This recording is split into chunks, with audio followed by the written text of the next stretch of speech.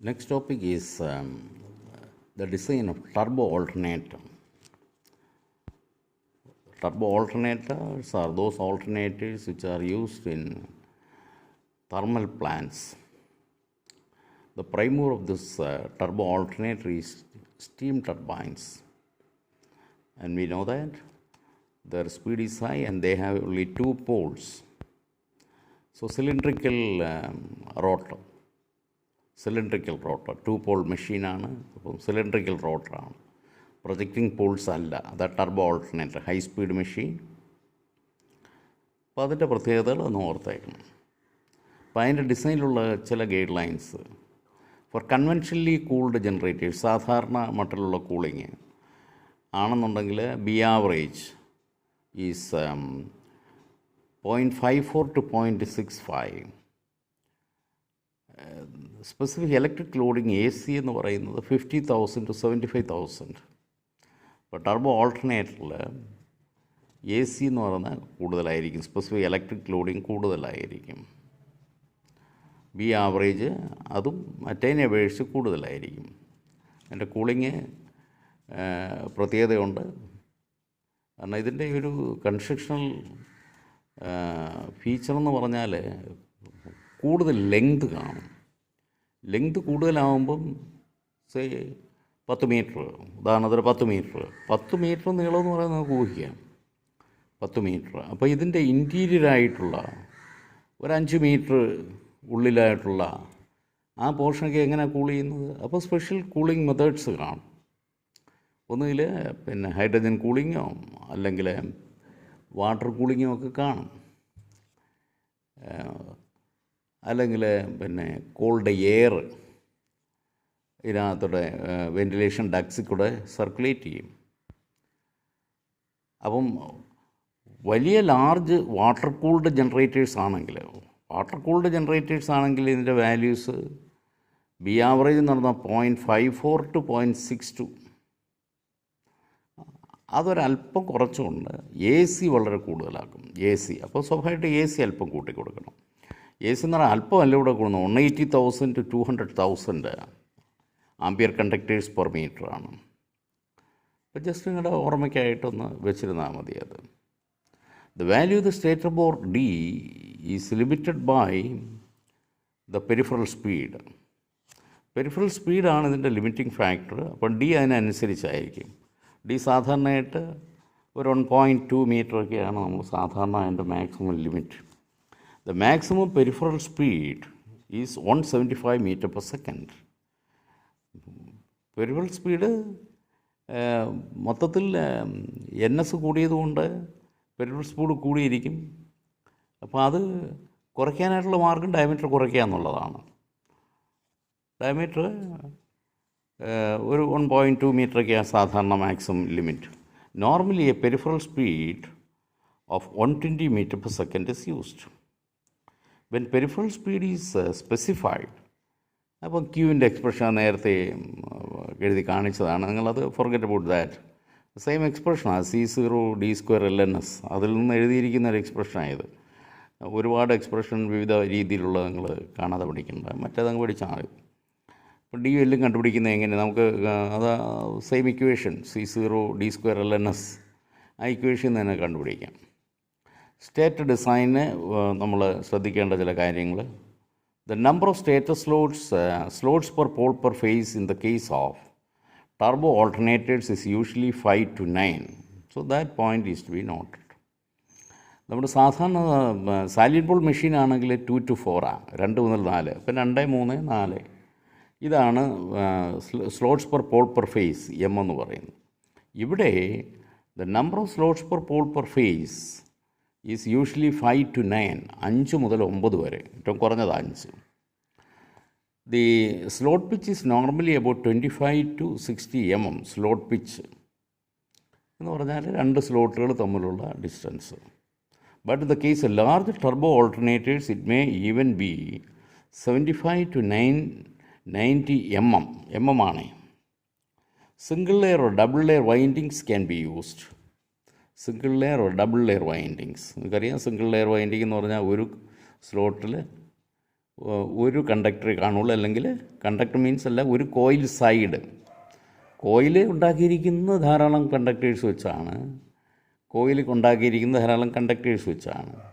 ഇതെല്ലാം കൂടെ റാപ്പ് ചെയ്ത് കോയിലാക്കും, നേരത്തെ പറഞ്ഞതെന്നുള്ളതാണ്. അപ്പോൾ അതിൻ്റെ ഒരു സൈഡിനാണ് ഒരു കോയിൽ സൈഡ് എന്ന് പറയുന്നത്. അപ്പോൾ single layer or double layer windings can be used. Double layer എന്ന് പറയുമ്പോഴത്തേക്ക് 2 ലെയറായിട്ട്, മുകളിലൊരു ലെയർ കാണും, താഴെ ഒരു ലെയർ കാണും, അങ്ങനെ അറേഞ്ച് ചെയ്തിരിക്കുന്നത്. അപ്പോൾ single layer or double layer winding can be used. The double layer winding chorded by, short chorded by എന്ന double layer winding short chorded by about 1/6 pole pitch is more common as it practically eliminates 5th and 7th as well as 17th and 19th harmonics. From a harmonic reduction point of view, we aim at the most harmful ones, 5th and 7th. അപ്പോൾ അത് നമ്മൾ പിന്നെ eliminate ചെയ്യാനായിട്ട് 1/6 pole pitch. 1/6 pole pitch എന്ന് പറയുമ്പോൾ, ഒരു Paul pitch എന്ന് പറഞ്ഞാൽ ഡിഗ്രി പറയുന്നത് 180, 1/6 pole pitch എന്ന് പറഞ്ഞാൽ 30 ഡിഗ്രി ഷോർട്ട് കോഡിങ് വരത്തക്ക രീതിയിൽ എന്ന് പറഞ്ഞാൽ കോഡിങ് angle alpha equal to 30 degree. അപ്പോൾ അതിൻ്റെ കറസ്പോണ്ടിങ് കോയിൽ സ്പാൻ ഫാക്ടർ എന്ന കോസ് α/2 എത്രയാണെന്ന് കണ്ടുപിടിക്കാൻ പറ്റും. The stated conductors are subdivided and transposed to reduce decurrence. Stated conductors are subdivided and transposed to reduce eddy current loss. Transpose ചെയ്യാന്ന് പറഞ്ഞാൽ മറ്റേ ഈ പവർ ട്രാൻസ്മിഷൻ ലൈൻസിൽ ട്രാൻസ്പോസ് ചെയ്യുന്നില്ലേ, അതേമാതിരിയുള്ളൊരു സംഗതിയാണ്. The current density in the stator winding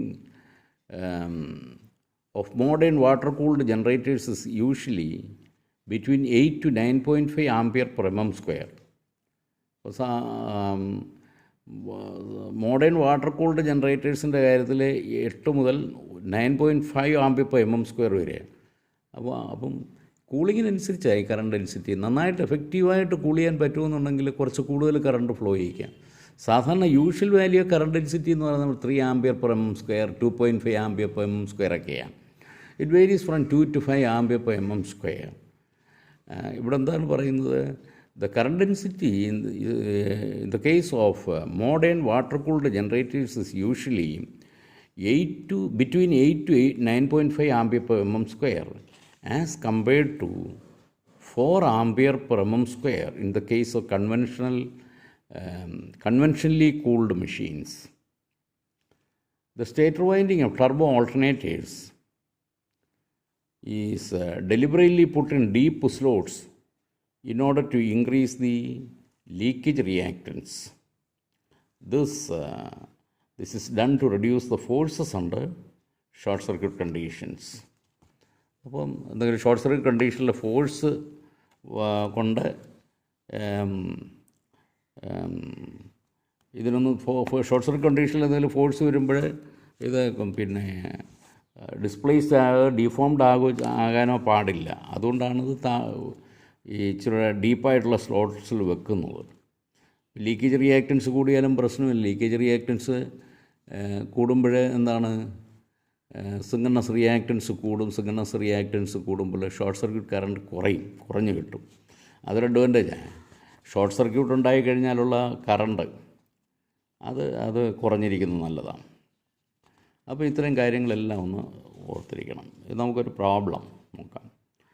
Estimate the diameter, core length, size and number of conductors and number of slots of the stator of a 15 MVA 11 kV 50 Hz 2-pole star connected turbo alternator. Assume B average equal to 0.55 Weber per meter square, AC equal to 36,000 ampere per meter, means ampere conductors per meter, current density equal to 5 ampere per mm square, peripheral speed equal to 160 meter per second. അപ്പോൾ ഇതെല്ലാം തന്നിട്ടുണ്ട്. അപ്പം B average, AC വാല്യൂസൊക്കെ ഇങ്ങനെ ഈ രീതിയിൽ assume ചെയ്യാൻ പറഞ്ഞിരിക്കുകയാണ്. Current ഡെൻസിറ്റിയുടെ 5 ampere per mm square, peripheral speed equal to 160 metre. Metre per second. അപ്പോൾ നേരത്തെ പറഞ്ഞ കാര്യങ്ങൾ ഗൈഡിങ് ഫാക്ടേഴ്സ് അതോടൊപ്പം തന്നെ ഈ കാര്യങ്ങളും വെച്ചുകൊണ്ട് നമുക്ക് ഡിസൈൻ ചെയ്യണം. അപ്പോൾ നമുക്ക് signal speed NS equal to 2f/p 50 RPS. Peripheral speed എന്ന് പറഞ്ഞാൽ πd/ns, അതാണ് 160. അപ്പോൾ അതിൽ നിന്ന് NS എന്ന് പറഞ്ഞാൽ 50 RPS. അപ്പോൾ D നമുക്ക് കണ്ടുപിടിക്കാം. 160/50 1.01 metre. Distribution factor for 60 degree phase spread, അത് 60 ഡിഗ്രി ഫേസ് സ്പ്രെഡ് എന്ന് പറഞ്ഞാൽ M എന്ന് പറഞ്ഞാൽ 60, M ബീറ്റ എന്ന് പറയുന്നത് 60 ഡിഗ്രിയാണ്. അത് എപ്പോഴും അങ്ങനെയായിരിക്കും. അപ്പോൾ KD equal to 0.955. KD equal to 0.955. Assuming full pitched coils KC equal to 1. Full pitched എന്നും പറഞ്ഞ് നമ്മൾ അസ്യൂം ചെയ്യുക, പ്രത്യേകം പിച്ച് അതിൻ്റെ തന്നിട്ടില്ല. അപ്പോൾ ഫുൾ പിച്ച്ഡ് 1 എന്നും പറഞ്ഞെടുക്കും. KC അപ്പോൾ 1 ആവും. Full pitched coils alpha 0. അപ്പോൾ winding factor KC into KD is 0.955. Output coefficient നമുക്ക് കണ്ടുപിടിക്കാം.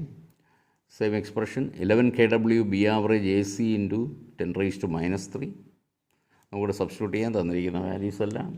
11 ഇൻറ്റു 0.955 ഇൻറ്റു B ആവറേജ് എന്ന് പറഞ്ഞാൽ 0.55 is 36,000 is AC ആൻഡ് 10⁻³ 208 എന്ന് കിട്ടും. അപ്പം അതിൻ്റെ കോഎഫിഷ്യൻ്റ് C0 ഈക്വൽ ടു 208. അപ്പോൾ D²L നമുക്ക് കണ്ടുപിടിക്കാം. D²L equal to Q divided by C0NS is 15 into 10⁻³ 15 MVA ആണ്. 15 MVA 50 ക്വസ്റ്റ്യനിൽ. അപ്പം Q എന്ന് പറഞ്ഞാൽ 15 ഇൻറ്റു 10⁻³ KVAയിലാണ് Q സബ്സ്റ്റിറ്റ്യൂട്ട് ചെയ്യേണ്ടത്. ഡിവൈഡ് ബൈ C0NS അപ്പോൾ 1.442 metre cube. Therefore L equal to D²L divided by D² നമ്മൾ D കണ്ടുപിടിച്ചു 1.01. So 1.41 metre. അപ്പോൾ ഫ്ലക്സ് പെർ പോളിനെ കണ്ടുപിടിക്കണം. ഫ്ലക്സ് പെർ പോൾ അത് യൂഷ്വൽ രീതിയാണല്ലോ. Phi is equal to B average into πdL/P. Phi is equal to B average into πdL/P. അപ്പോൾ substitute ചെയ്തു നമ്മൾ Phi ഈക്വൽ ടു 1.23 വെബർ എന്ന് കിട്ടി. Then we can find out the turns per phase TPH. That is EPH divided by 4.44 kW/Fi. കാരണം 4.44 kW/Fi TPH ആണ് EPH എന്ന് പറയുന്നത്. 11 kV ആണ്. അപ്പോൾ 11,000 അത് തന്നിരിക്കുന്ന ലൈനാണ്, ലൈൻ വാല്യൂ ആണ്. അപ്പോൾ phase value per phase voltage 11,000/√3 divided by substituting all this we get TPH equal to 24.35. അപ്പോൾ we take it as 24 turns per phase equal to 24. Total number of stator conductors equal to 24 into 6. TPHും കണ്ടക്ടേഴ്സും തമ്മിലുള്ള ബന്ധം Z equal to 6 TPH. അത് വെച്ച് നമ്മൾ കണ്ടുപിടിച്ചു 144. Taking slots per pole per phase 5. നേരത്തെ പറഞ്ഞു ടർബോ ഓൾട്ടർനേറ്റേഴ്സിൽ slots per pole per phase 5 മുതൽ 9 വരെ വേരി ചെയ്യുമെന്ന് അങ്ങനെ നമ്മൾ ആ നോട്ട് പോർഷൻ പറഞ്ഞിരുന്നല്ലോ. അപ്പോൾ അതിൽ നമ്മൾ ഏറ്റവും ചുരുങ്ങിയ താഴെയുള്ളത് എടുക്കുക. Taking slots per pole per phase as 5. അപ്പോൾ ടോട്ടൽ നമ്പർ ഓഫ് സ്ലോട്ട്സ് എത്ര വരും? സ്ലോട്ട്സ് പെർ പോൾ പെർ ഫേസാണ്. അപ്പം പെർ ഫേസാണ് 5. അപ്പം അതിന് 3 ഫേസിനും കൂടി 5 ഇൻറ്റു 3. എത്ര പോളുണ്ട്? 2 പോളാണ് ഇവിടെ. ടർബോ ഓൾട്ടർനേറ്ററാണ്, 2 പോളാണ്. അപ്പോൾ ഇൻറ്റു 2 2 പോളിനും കൂടി 5 ഇൻറ്റു 3 ഇൻറ്റു 2 ഈക്വൽ ടു 30. അപ്പോൾ നമുക്ക് കണ്ടക്ടേഴ്സ് പെർ സ്ലോട്ട്, ഒരു സ്ലോട്ടിൽ എത്ര കണ്ടക്ടേഴ്സ് വരും? Total slots 30. അപ്പോൾ ടോട്ടൽ കണ്ടക്ടേഴ്സ് നമുക്കിവിടെ 144 എന്നായി. 144 ഡിവൈഡ് ബൈ 30. ഇപ്പോൾ കണ്ടക്ടേഴ്സ് പെർ സ്ലോട്ട് എന്ന് പറഞ്ഞാൽ ഒരു സ്ലോട്ടിൽ വരുന്ന കണ്ടക്ടേഴ്സ് 5 എന്ന് പറഞ്ഞ് കിട്ടി. For double layer winding the conductors per slot must be even. അപ്പോൾ ഈവൻ നമ്പർ ഓഫ് കണ്ടക്ടേഴ്സ് ആയിരിക്കണം. ഫോർ ഡബിൾ ലെയർ വൈൻഡിങ് 2 ലെയറായിട്ട് വെക്കുകയല്ലേ. അപ്പോൾ മുകളിലത്തെ ലെയറിലും താഴത്തെ ലെയറിലും ഒരേപോലെ നമ്പർ ഓഫ് കണ്ടക്ടേഴ്സ്. അപ്പോൾ ഇത് 5 ആവാൻ പറ്റത്തില്ല. അങ്ങനെ ആകുമ്പോൾ we have to use either 4 conductors per slot 4 conductors അല്ലെങ്കിൽ ഒന്ന് കൂടുതൽ 6. തൊട്ടടുത്ത ഈവൻ നമ്പർ അല്ലെങ്കിൽ തൊട്ട് മുമ്പേ ഉള്ള ഈവൻ നമ്പർ. അപ്പോൾ ഒന്നുകിൽ 4 കണ്ടക്ടേഴ്സ് പെർ സ്ലോട്ട് അല്ലെങ്കിൽ 6 കണ്ടക്ടേഴ്സ് പെർ സ്ലോട്ട്. ഒരു സ്ലോട്ടിൽ 4 കണ്ടക്ടർ എന്ന് പറയുമ്പോൾ 30 സ്ലോട്ടുകളിൽ കൂടി മൊത്തം 120 കണ്ടക്ടേഴ്സ്. അല്ലെങ്കിൽ 6 ആകുമ്പോൾ ഒരു സ്ലോട്ടിൽ 6 കണ്ടക്ടർ വെക്കുകയാണെങ്കിൽ 6 ഗുണം 30 180. അപ്പോൾ this means 120 conductors or 180 conductors. ഒന്നുകിൽ 120 കണ്ടക്ടർ വേണം അല്ലെങ്കിൽ 180 കണ്ടക്ടർ വേണം. ആ രീതിയിൽ കൊടുക്കണം.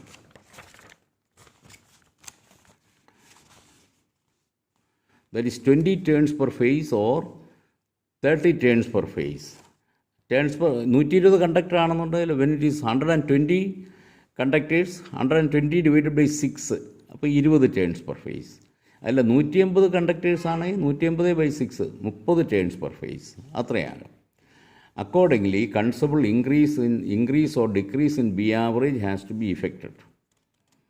അപ്പോൾ അതിനനുസരിച്ച് നമുക്ക് B average turns per phase നേരത്തെ കണ്ടുപിടിച്ചതിൽ നിന്നും വ്യത്യാസമല്ലേ. 24-ന് പകരം നമ്മൾ 20 ഉപയോഗിക്കുകയാണെന്നുണ്ടെങ്കിൽ നമുക്ക് ടി പി എച്ച് കുറഞ്ഞതുകൊണ്ട് ബി ആവറേജ് കൂട്ടണം. 30 ആക്കുകയാണെന്നുണ്ടെങ്കിൽ നമ്മൾ 24-ൻ്റെ സ്ഥാനത്ത് നേരത്തെ കാൽക്കുലേറ്റ് ചെയ്തെടുത്ത് 24 ആ സ്ഥാനത്ത് നമ്മൾ 30 കൊടുക്കുകയാണെന്നുണ്ടെങ്കിൽ നമുക്ക് പിന്നെന്താ ചെയ്യുക, നമുക്ക് ബി ആവറേജ് കുറയ്ക്കണം. അപ്പോൾ അതിനനുസരിച്ച് ബി ആവറേജ് ആ പെർസെൻറ്റേജ് രീതിയിൽ കുറയ്ക്കുക. നേരത്തെ അങ്ങനെ ചെയ്തിട്ടുണ്ടല്ലോ. Accordingly considerable increase or decrease in B average has to be effected, അതാ പറയുന്നത്. പക്ഷേ ഇത്തരം ജനറേറ്ററുകളിൽ നമ്മൾ ഒരു സർക്യൂട്ടുമാരും ഒന്നിലധികം സർക്യൂട്ട് കൊടുക്കും. But if 2 parallel circuits are employed, 2 parallel circuit employ ചെയ്യുകയാണെങ്കിൽ നമ്മൾ നോക്കണം. ഇതിൻ്റെ കറണ്ട് നോക്കുകയാണെങ്കിൽ if you calculate the current per phase എന്ന് പറയുന്നത് 15 × 10⁻⁶ 15 MVA ആണ്. 15 MVA ഡിവൈഡ് ബൈ √3 11 kV. അപ്പോൾ current per phase is 787 ampere എന്ന് വരും. 787 ആംപിയർ ഒരു സർക്യൂട്ടിൽ കൂടെ കടത്തിവിടുന്നതിന് പകരം നമ്മൾ 2 സർക്യൂട്ട് വെച്ച് കൊടുക്കുക ഓരോ ഫേസിലും. അങ്ങനെയാണെങ്കിൽ the current per phase per circuit is 787/2. It becomes 393.7 amperes. അപ്പോൾ അതായിരിക്കും അഭികാമ്യം, advisable. So sometimes we have the so what we do is if 2 parallel circuits are employed, conductors required എന്ന് പറഞ്ഞാൽ എത്ര ആയിരിക്കും? Conductors required will be 144 × 2. 144 എന്ന് പറയുന്നത് എന്താണ്? What is 144? 144 is total number of conductors ഇവിടെ 144 എന്ന് വന്നു. നമുക്ക് നേരത്തെ turns per phase 24, turns per phase is 24 and total number of stator conductors is 144 എന്ന് വന്നു.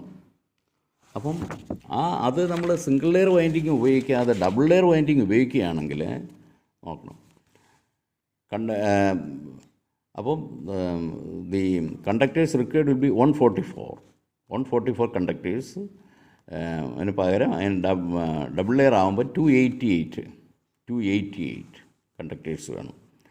So since you have 30 slots, പക്ഷേ നമുക്ക് 30 സ്ലോട്ട്സേ ഉള്ളൂ. And if you use 10 conductors per slot, ഒരു കണ്ടക്ടറിൽ ഒരു സ്ലോട്ടിൽ നമ്മൾ 10 കണ്ടക്ടേഴ്സ് വെച്ച് ഉപയോഗിക്കുകയാണെങ്കിൽ there will be all together 30 × 10 300. അത് ഓക്കെ. 288 കണ്ടക്ടേഴ്സിന് പകരം നമ്മൾ 300 കണ്ടക്ടേഴ്സ് ഉപയോഗിക്കുന്നു. അല്പം വ്യത്യാസമേ ഉള്ളൂ.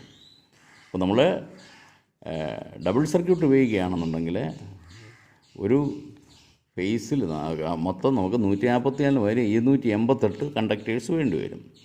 അപ്പം if you use 10 conductors per slot there will be all together 30 × 10 300. 30 സ്ലോട്ടേ ഉള്ളൂ, അതിന് മാറ്റമില്ല. ഇപ്പോൾ ടേൺസ് പെർ ഫേസ് 300 ഉപയോഗിക്കുകയാണെങ്കിൽ ടോട്ടൽ കണ്ടക്ടേഴ്സ് ഡിവൈഡഡ് ബൈ 6 50 എന്ന് വരും. Turns per phase per circuit 25. അതെങ്ങനെയാണ് കൊടുക്കുന്നത്? അത് കൊടുക്കുന്നത് നമ്മൾ ഒരു ഫേസിൽ ഇങ്ങനെ 2ആയിട്ട് ഡിവൈഡ് ചെയ്ത് കൊടുക്കും. ഇതുപോലെ 3 സർക്യൂട്ട്, ഇതുപോലെ 3 ഫേസ്, 3 സർക്യൂട്ടല്ല 3 ഫേസ്.